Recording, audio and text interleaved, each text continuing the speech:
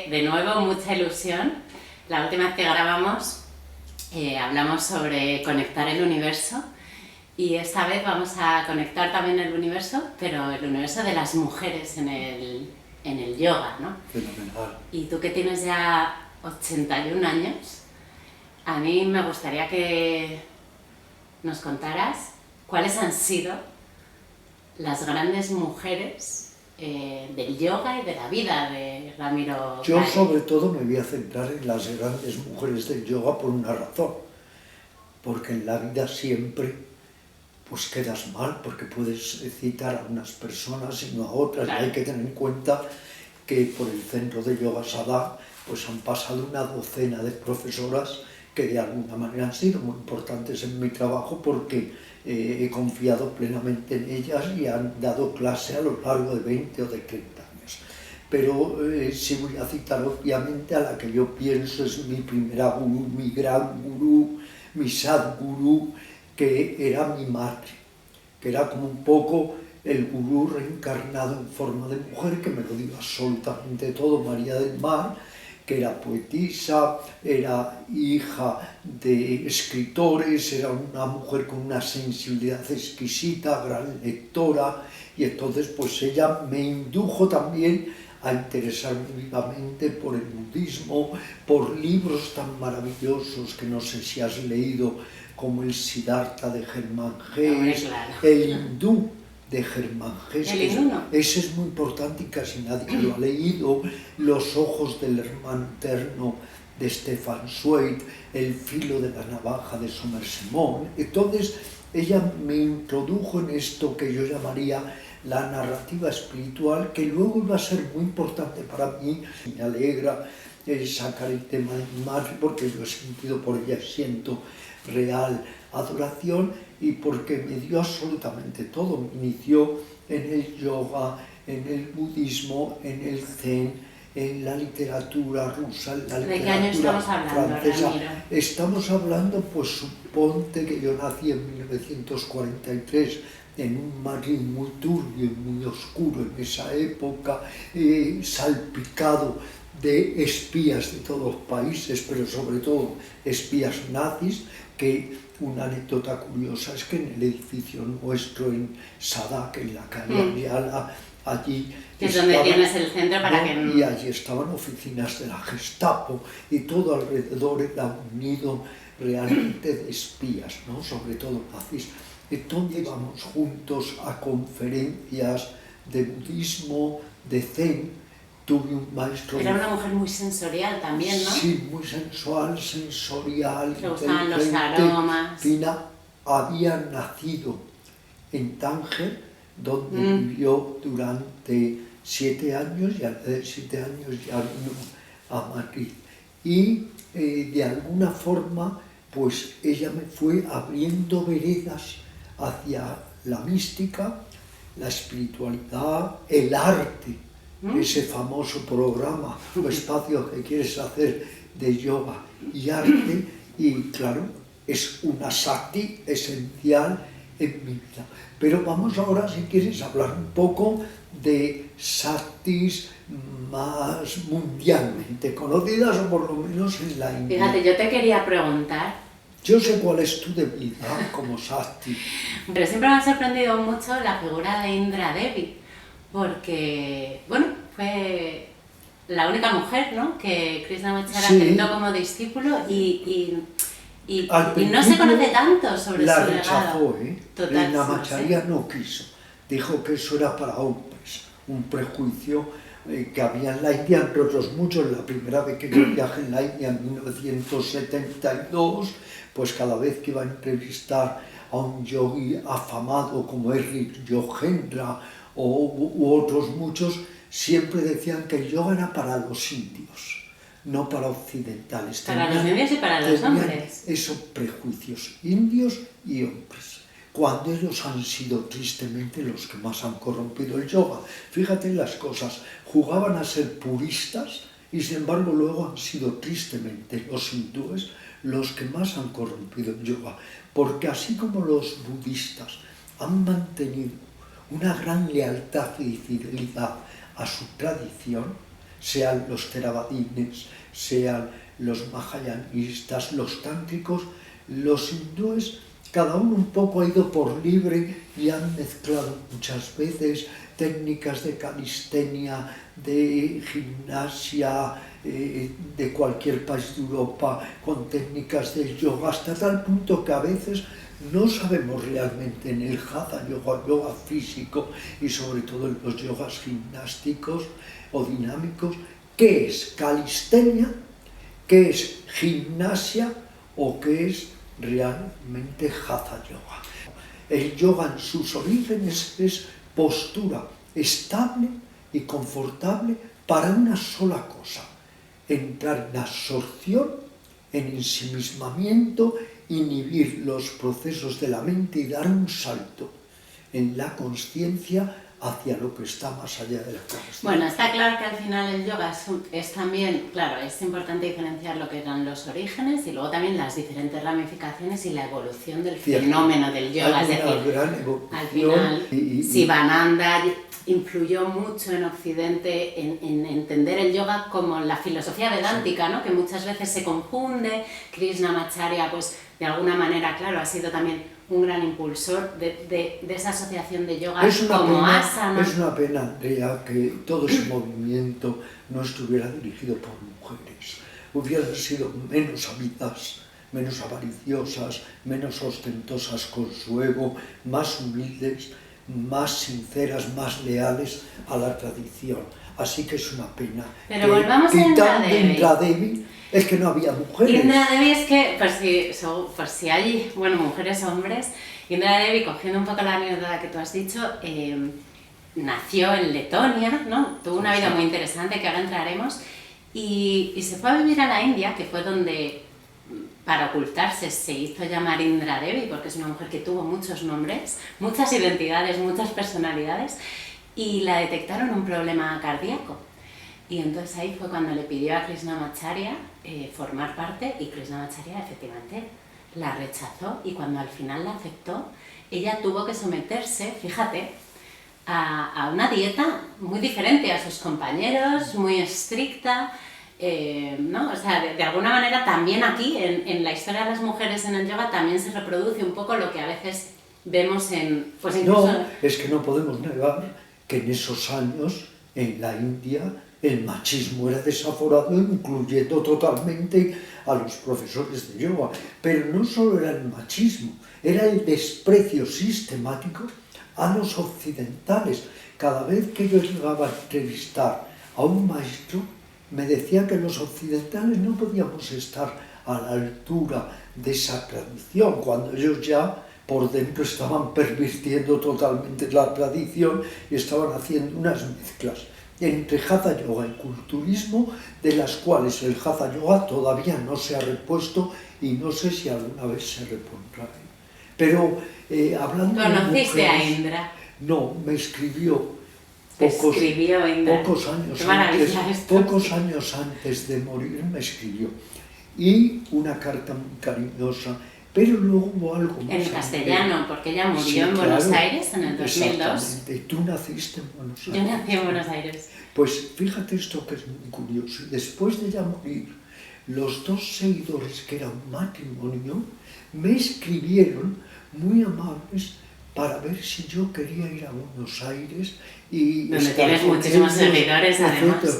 Pero he sentido siempre una gran atracción por Argentina y por Buenos Aires. No me sorprende. Pero Indra Devi y luego sus seguidores me abrieron esa vereda, esa puerta, para que yo pudiera ir y estar allí, pues de alguna manera atendido, cuidado por los sucesores de Indra Devi. ¿Qué decían sus seguidores o qué te dijo ella en esa carta antes de morir? Ella me felicitaba por mi gran labor, me decía que si en cualquier momento quería acceder a charlar con ella podía hacerlo, y de hecho cuando murió tomaron el testigo este matrimonio, que muy gentilmente me invitó a Argentina y de nuevo me dijeron que me apoyaban en mi labor y nos carteamos, ya no sé ahí si por email o por correspondencia ordinaria. Pero a donde quería llegar, Andrea, es que cuando yo estaba viajando a la India, había allí una gran yogi que merece la pena recuperarla. Fue muy famosa en India, sobre todo en la India del Sur, que se llamaba Madre Krishnabai y que era la sucesora de Swami Ramdas. ¿Has oído a Swami Ramdas? Sí. Pues ella era la sucesora y durante muchos años ella llevó el ashram de Ramdas y me escribí con ella infinidad de veces, tengo retratos de ella firmados, dedicados. Lamentablemente no fui a verla, es curioso y no sé por qué, porque yo que constantemente iba a la India a entrevistar, no sé por qué no bajé a Kerala, que es donde ella tenía su ashram, y la entrevisté, pero mantuvimos cartas muy entrañables y además parte de los textos que ella escribió los he publicado en algunas... ¿Cuál fue el mayor legado? El de Indra Devi, que era una muy disciplinada, fervorosa y rigurosa maestra de Hatha Yoga. Pero ella se centraba mucho en los asanas y en el pranayama. En cambio, la madre Krishnabai era todo mantras y devoción. Claro, porque su maestro fue Ram. Claro, entonces era todo mantra. Se llama Ram Mantra, de hecho, o Ram Yoga. Claro. ¿No? Y luego hubo otras dos mujeres celebérrimas en la India. Una la entrevisté personalmente. Se llamaba Anandamayi. Te diré de Anandamayi, que tenía en ese momento 10 millones o más de seguidores. La entrevisté en Harvard, cerca de Rishikesh, y me preguntó por mi trabajo, me alentó a difundir el verdadero yoga, que ya empezaba a tambalearse un poco sus orígenes, y debo decir de ella que varios maestros como Swami Chaitanya al cual mencionamos la última vez, nos dijo que ella estaba en un nivel tan alto que ni siquiera los maestros, los sadhus, los sannyasis podían comprenderla, que ella ya estaba en la estratosfera de la conciencia. Bueno, decían también que era muy guapa y que siempre era muy alegre, ¿no? Que era muy bella. Alegre, yo he visto fotos exhalaba una feminidad. Las fotos de ella de joven de verdad te roban el alma, te roban el corazón. Sí, sí, y luego otra mujer bella, que se hizo muy célebre, que era la consorte de Sri Aurobindo, que era Mira Alfasa, una mujer francesa que viajó al ashram de Aurobindo y se enamoró de Aurobindo, no sé hasta qué grado, si solo espiritualmente o física o psíquicamente, y ya se convirtió en su consorte. Pero fíjese que al final casi todas las mujeres estuvieran o no estuvieran más evolucionadas desde el punto de vista de la conciencia que sus parejas, siempre se pusieron al servicio de los maestros. Sí. Es decir, al final se cumple un poco también, como yo siempre he visto la relación entre Shakti y Shiva, ¿no? Como una especie de... como si Shiva fuera el continente para el contenido de Shakti, ¿no? Como la serenidad y la energía, ¿no? Y al final me llama la atención porque todas estas mujeres, incluso alguna, Ananda Ma, o también la mujer de Ramdas, también decían que ella estaba al mismo nivel, pero que decidió ponerse al servicio de su maestro, ¿no? O sea, no de su maestro, sino de su marido, que al final... De alguna manera se ha integrado mucho en la cultura hindú esa imagen de Shiva, que es el espectador inconmovible, el dios del yoga, y esa imagen de Shakti, que es el poder. Y hay un adagio que me gusta mucho que reza: incluso Shiva sin su Shakti es un cadáver. Siempre se ha entendido que Shiva es la pantalla cósmica, pero lo que fluye, la gran película en esa pantalla cósmica, es la dinámica, la fuerza, el poder de la Shakti. La Shakti a mí me fascina. incluida la Shakti en forma de mujer, porque la mujer de alguna manera es también una manifestación de la Shakti, ¿no? Y la Shakti cósmica es esa energía primordial que en el ser humano se individúa como Kundalini y que tenemos que tratar de despertar para ir poco a poco obteniendo otros niveles y grados de conciencia. Es curioso que hablemos de esto porque tú y yo no solemos ninguno hablar de chakras, pero yo muchas veces he leído como si la Kundalini que al final se genera, ¿no? Como en todo lo que es el plexo sacral, de alguna manera como si subiera como por todos los chakras y al final se une con Shiva, con la consciencia cósmica en el último chakra, ¿no? En el de la coronilla, en el de la iluminación. Aquí se celebra la gran fiesta cósmica iniciática, la cópula de Shiva y Shakti, de la cual nace el conocimiento supremo. Y dicen que los yogis muy evolucionados, cuando logran ascender Kundalini al chakra de los 1000 pétalos, provocan lo que llaman el Amrita, ese néctar dulce, más dulce que la miel, que se desliza por la garganta y que es el conocimiento supremo. Y ahí hay toda una retórica metafórica y hay toda una especie de misterio iniciático y el mito más allá del mito que como sugerencia es magnífica. ¿Verdad? Como mística, es muy bonito. El problema es para aquellos que se obsesionan con el despertar de Kundalini y están todo el día sintiendo síntomas y desfallecen y se aturden, y eso es tremendo, porque no son capaces de ver que hay mucho, repito, de simbólico, de metafórico, de lenguaje intencional críptico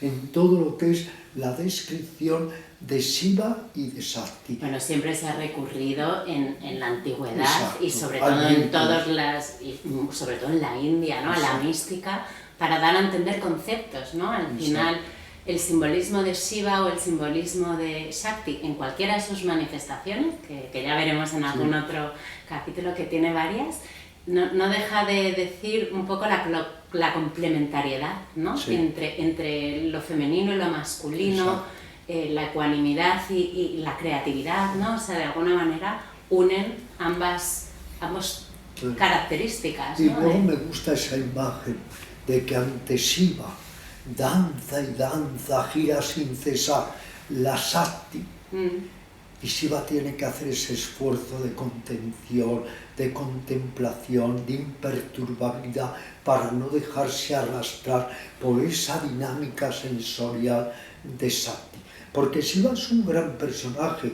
Por un lado, Shiva es ese dios del yoga, imperturbado, inalterable, pero por otro lado es Krishna, es decir, ese pastor lúbrico, ese pastor persiguiendo siempre a las pastoras, tratando de camelarlas, de enamorarlas, en todas las... Entonces, Shiva tiene muchas facetas, desde el yoga impenitente, distante, autocontrolado, a ese amante de amantes que constantemente está tratando de vivir experiencias amorosas y sexuales. Pero fíjate, yo tengo una gran amiga, es profesora de Hatha Yoga, Patricia, y el otro día me mandó, porque sabe que me gusta mucho, este libro que se llama El poder transformador de las diosas del yoga, el despertar de la Shakti, y habla de las varias manifestaciones de Shakti, ¿no? O sea, en forma de Kali, o sea, tiene muchas manifestaciones.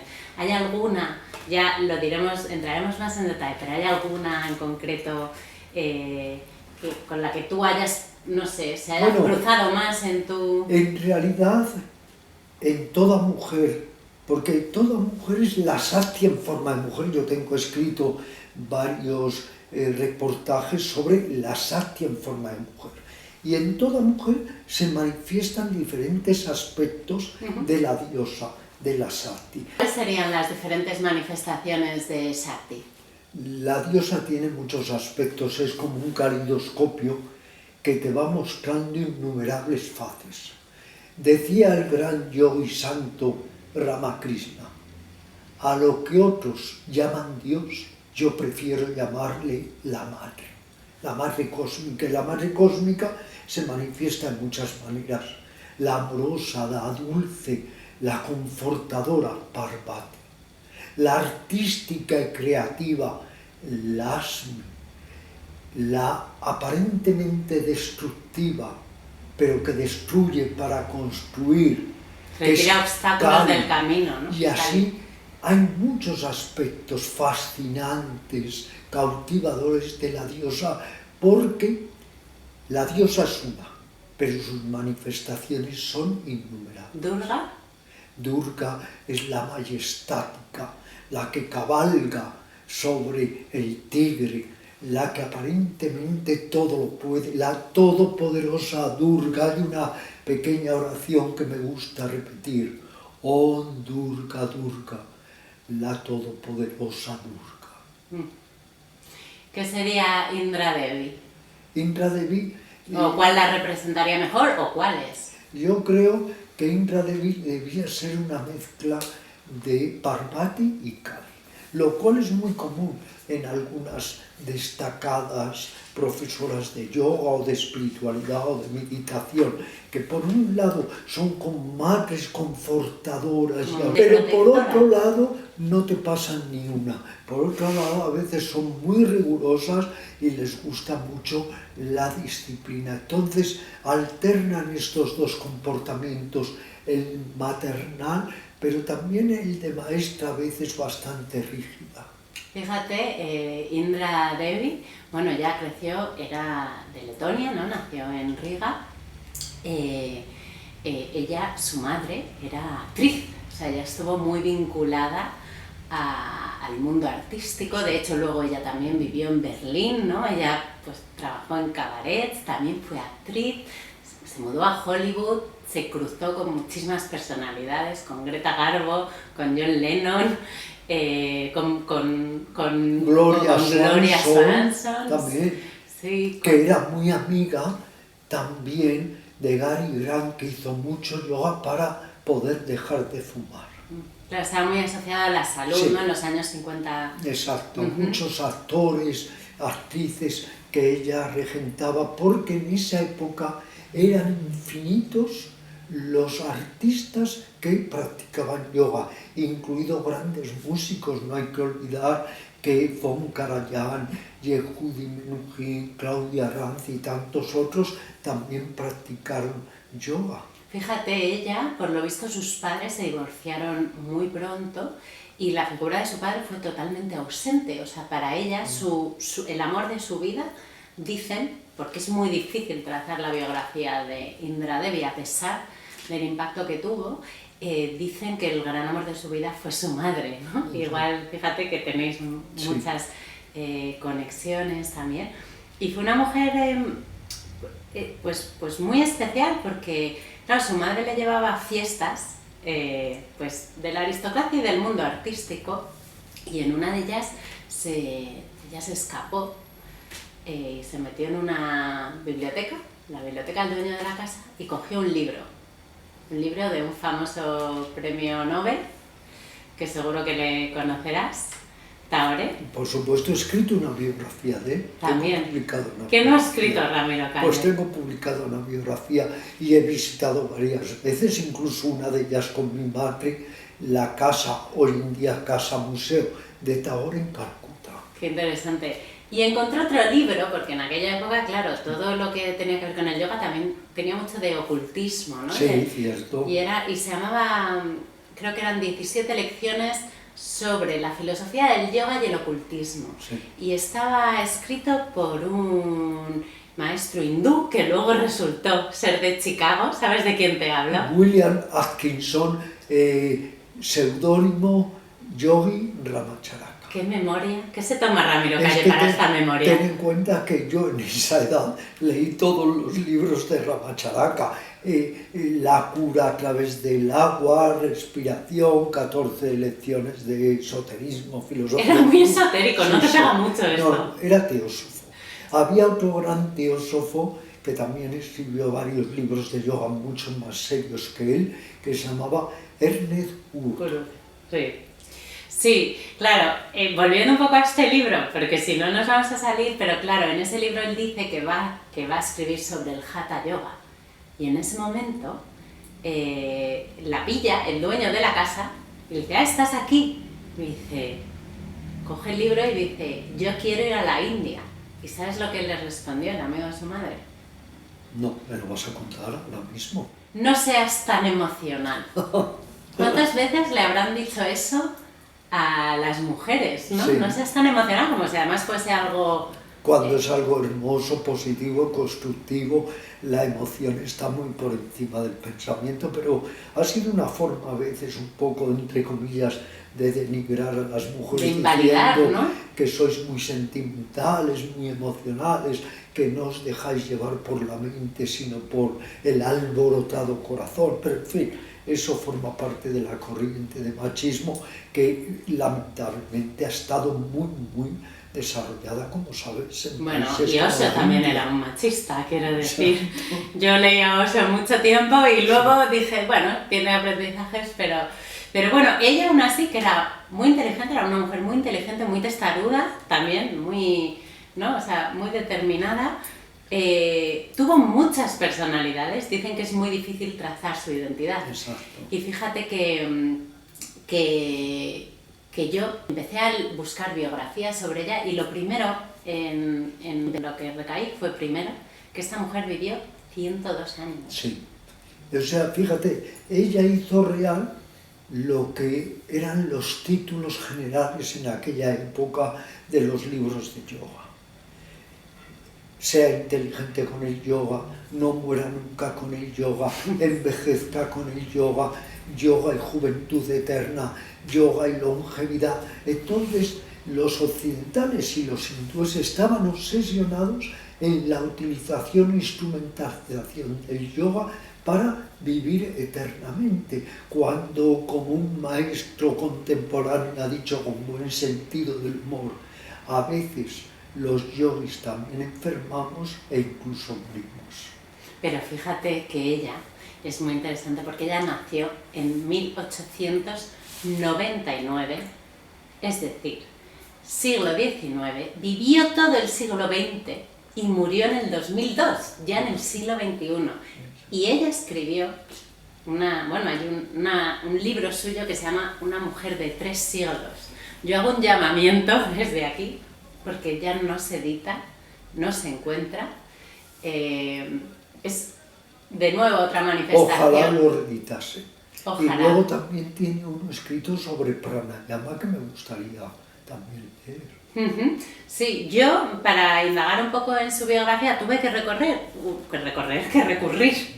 a un libro de segunda mano, de segunda mano porque me lo enviaron desde Estados Unidos, de la biblioteca de Arapahoe, y está escrito por una mujer que se llama Michelle Goldberg, y entonces cuenta la historia de Indra Devi, ¿no?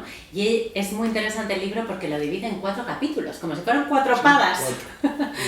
Y los divide en función del nombre de la identidad de Indra Devi, ¿no? Al principio la llama Eugenia, que es el nombre de su infancia, luego la llama Jane, luego la llama Indra y luego ya Mataji, ¿no? Y entonces dice que es una mujer que tuvo muchas identidades porque jugaba mucho con el desapego, o sea, era totalmente desapegada de los lugares y ella creaba vidas y las desechaba y creaba otras y vivía en muchos países, ¿no? Nació Sí, cierto.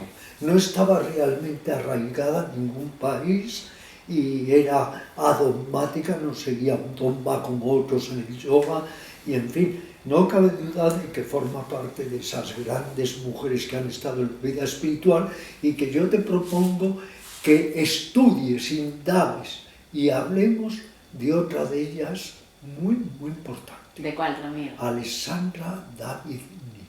Vale. Está en un nivel inenarrable. Vamos, Alessandra David-Néel un día le dijo a su marido, financiame que yo me voy de vida espiritual, financiame un tiempo. ¿Y el marido dijo que sí? A los 30 años el marido la seguía financiando y no había vuelto.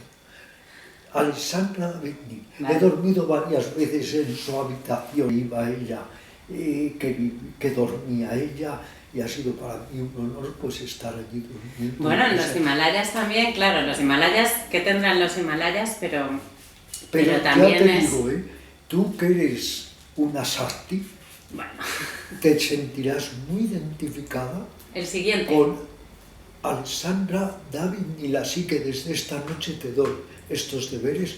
Ponte a indagar. Ramiro, los deberes de Ramiro son inabarcables. Ponte a indagar en esa gran mujer. Pero, vale, pero también con los Himalayas hay otra sociedad, que es la sociedad teosófica también, Claro. de otra mujer muy conocida, a la que Indra Devi estuvo muy apegada, fue una gran discípula también de la sociedad teosófica, que bueno, tiene... ¿Cómo ves tú esto? ¿Qué contacto o qué impresión te... La sociedad teosófica, para hacerle justicia, ha tenido un gran privilegio, que ha falseado absolutamente toda la filosofía hindú, y lo que nos ha dado nada tiene que ver con la verdadera filosofía hindú. Así que tú, como academicista, querida Andrea, si te pones a estudiar los libros de teosofía, te vas a quedar admirada. Bueno, ellos porque tenían... indagan todo. Indagan todo. Pero los yugas, las distintas técnicas, los métodos, pero claro, quieren revelar un sistema en el que no creen partiendo de ellos. esa gran mitómana y a la vez gran mujer que era Blavatsky. Claro, que era también una personalidad muy... Una gran personalidad. Una personalidad... Elena, Sí, ¿no? Elena, Una persona- Elena Pretó, también rusa. Sí, también Igual rusa. Claro, es que Indra al final, fíjate que en qué épocas vivió, porque ella vivió en la Segunda Guerra Mundial, Claro, la independencia, vivió en India 12 años, la independencia de la India, ¿no? En Y Pakistán. y en tuvo India. varios amantes singulares. Sí. Ah, sí. Es muy difícil trazar su vida porque aparece en archivos, en periódicos antiguos.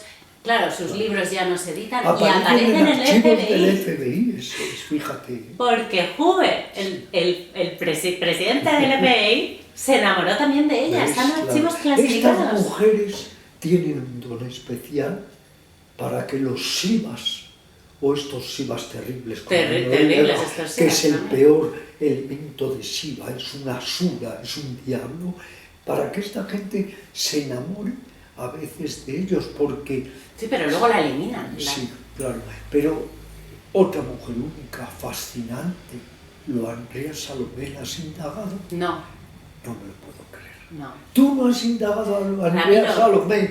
En que mis era 41 años, a mí me quedan no me lo puedo creer. la mitad de Lo años Andrea que tengo para Salomé, indagar. la amante de Nietzsche, la amante de Reiner, Rilke y la amante simbólicamente, metafóricamente de Freud. Una mujer única. Andrea Salomé. Mira, Es que ya nos acumulamos aquí. estas mujeres, indudablemente, Sí, pero al final... tienen un don especial para encandilar. Y los hombres tienen un don para dejarse inspirar por ellas Claro. y de alguna Pero manera luego porque- apartarlas porque de son la historia. fascinantes, son como raras orquídeas que se manifiestan, no son vulgares, son muy creativas y entonces, claro, conmueven lo mismo a santos que a yogis, que a repulsivos. políticos, ¿no? Bueno, Ramiro, yo sé que tu madre, de alguna manera, tú veías todas las manifestaciones de Shakti en ella, pero por otro lado, en la primera entrevista que hicimos, hace 1 año y medio, tú me confesaste que tú ya a los 6 años tenías muy claro que no querías tener hijos. Efectivamente, y se lo comuniqué a mi padre, le dije, yo solo quiero tener un hijo, el hijo del espíritu. ¿Por qué? Y si fracasaba en el hijo del espíritu, entonces quizá dudaría entre tener o no el hijo de la carne. Pero como pienso que todavía no he fracasado, pues tengo 81 años y sigo con la idea de parir el hijo que yo adoro, el hijo del espíritu. Y me acuerdo que mi padre dijo, hijo mío, y si yo hubiera pensado como tú, y dije, me hubieras hecho un gran favor, porque no hubiera tenido que venir. Pues yo ahí voy a discrepar porque nos hubiéramos perdido a Ramiro Calle. No, hasta tal punto que eso lo cuento fielmente en mis memorias, El viaje de tu vida, y lo cuento tal cual. No, yo no tengo ningún interés en venir al samsara, esto es el samsara, o sea, te traen y tienes luego que estar toda tu vida trabajándote para liberarte. Pues si no vienes ya estás liberado. Ahora ya que estás, haz lo mejor que puedas, como dice el Bhagavad Gita, en todo lugar y circunstancia. Bueno, yo estoy de acuerdo contigo en que el mundo en el que vivimos es ilusorio, pero el mundo en el que vivimos también nos permite embellecer las cosas. Yo creo que tú también has aportado mucho con tu sabiduría, con tus libros, con las concesiones que nos haces a tantos alumnos. Sí, pero eso no quiere decir que si me invitan a ver durante 100 años una película, quiera verla. Llega un momento que la película también te cansa y tú, como especialista en hinduismo, no olvides que esto es samsara. Fíjate. ¿O lo olvidas? No, yo no lo olvido, pero Salsa. Yo soy también una enamorada de... La vida y del bueno, samsara. de mejorar la Tú vida. Tú sigues aquello, sin duda, del mismo suelo que te hace caer es en el que tienes que apoyarte para levantarte. Esta frase la he utilizado... Cuanto más te caigas, más te levantas, fenómeno. Digo, esta frase la utilizo hace poco, porque es tuya. Claro, citándote a ti.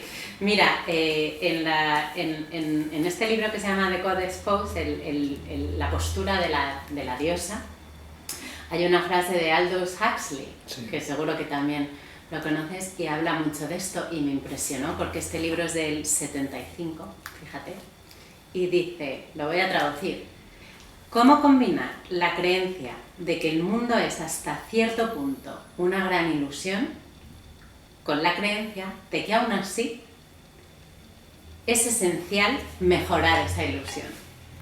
¿Cómo ser simultáneamente desapasionado pero no indiferente, sereno como un hombre mayor y activo como un hombre joven? Y lo titula, fíjate, Sin ojos en Gaza, en 1975. Aldous Huxley: no dejes de leer, releer y volver a leer La filosofía perenne, una de sus obras notables porque reúne opiniones, sentencias, aforismos de grandes maestros de todas las culturas espirituales.